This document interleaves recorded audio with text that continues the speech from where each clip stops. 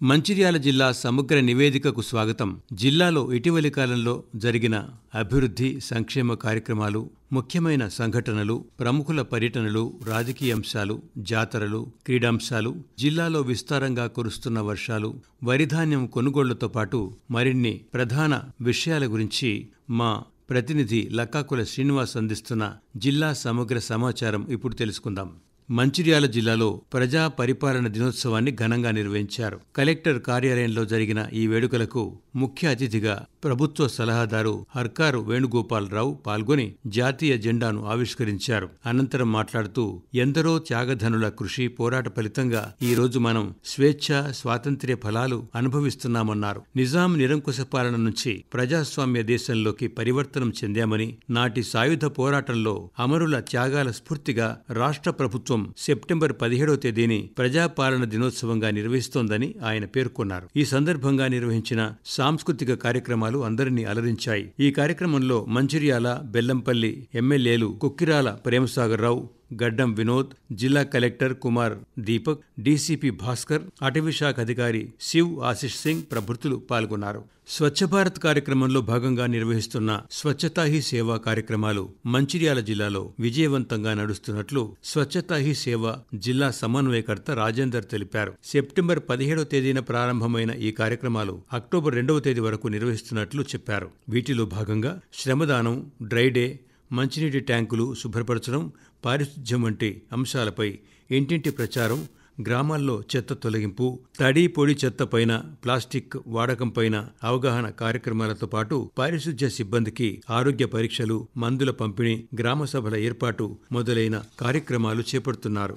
మంచిర్యాల జిల్లాలో సంపూర్ణ అక్షరాస్యత సాధనకు అధికారులంతా సమన్వయంతో కృషి చేయాలని జిల్లా కలెక్టర్ కుమార్ దీపక్ పేర్కొన్నారు. జిల్లా కలెక్టర్ కార్యాలయంలో అక్షరాస్యత పెంపుపై సంబంధిత అధికారులతో నిర్వహించిన సమావేశంలో ఆయన మాట్లాడారు. జిల్లాలో న్యూ ఇండియా లిటరసీ కార్యక్రమాల ద్వారా నిరక్షరాస్యులను అక్షరాస్యులుగా తీర్చిదిద్దేందుకు చర్యలు తీసుకుంటున్నట్టు తెలిపారు. మొదటి విడతగా 20,425 మందిని గుర్తించామని, వాలంటీర్ల టీచర్ల ద్వారా ఏర్పాటు చేసి 20,425 మందిని గుర్తించామని, వాలంటరీ టీచర్లను ఏర్పాటు చేసి 100 రోజుల్లో విద్యావంతులుగా తీర్చిదిద్దనున్నట్లు తెలిపారు. రానున్న రోజుల్లో మంచిర్యాల నియోజకవర్గాన్ని అన్ని రంగాల్లో అభివృద్ధి చేస్తానని శాసనసభ్యుడు ప్రేమసాగర్ రావు పేర్కొన్నారు.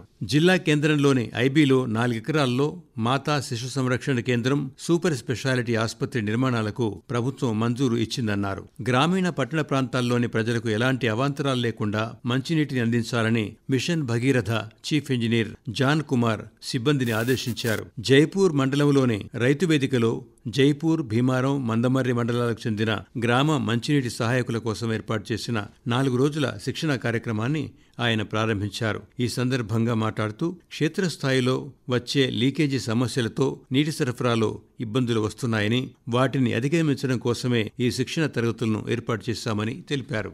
మంచిర్యాల జిల్లా శ్రీరాంపూర్ ప్రగతి స్టేడియంలో కాళేశ్వరం జోన్ పరిధిలో ఉన్న ఫారెస్టు సిబ్బంది క్రీడా పోటీలు జరిగాయి. ఈ పోటీలకు ముఖ్య అతిథిగా వచ్చిన చీఫ్ కన్జర్వేటివ్ ఆఫ్ ఫారెస్ట్ అధికారి ప్రభాకర్ రావు మాట్లాడుతూ నిత్యం పర్యావరణ పరిరక్షణకై అడవులను కాపాడుతూ విధి నిర్వహణలో బిజీగా ఉన్న వారికి క్రీడలు మానసిక ఉల్లాసాన్ని కలిగిస్తాయని అన్నారు. జాతీయ రహదారి 63 రోడ్డు విస్తరణ, కొత్త రోడ్డు నిర్మాణ పనుల కోసం కేంద్రం 100 కోట్ల రూపాయల మేర నిధులు మంజూరు చేసిందని పెద్దపల్లి ఎంపీ గడ్డం వంశీకృష్ణ తెలిపారు. మంచిర్యాల జిల్లా చెన్నూరు నియోజకవర్గంలోని భీమారం, చెన్నూరు మండలాల మధ్యలోని జోడువాగుల వద్ద రోడ్డు విస్తరణకు కేంద్రం 100 కోట్లు మంజూరు చేసిందని, ఇటీవల కురిసిన భారీ వర్షాల కారణంగా జోడువాగుల బ్రిడ్జికి ఇరువైపులా రోడ్డు డ్యామేజ్ కావడంతో మరమ్మతులకు మరో 1,80,00,000 మంజూరు చేసినట్లు తెలిపారు. రేషన్ కార్డు లేక రుణమాఫీ కాని రైతుల కోసం వ్యవసాయ అధికారులు చేపట్టిన కుటుంబ నిర్ధారణ ప్రక్రియ సర్వే జిల్లాలో కొనసాగుతున్నది. 2 లక్షల రూపాయలలోపు పంట రుణం తీసుకున్న రైతులు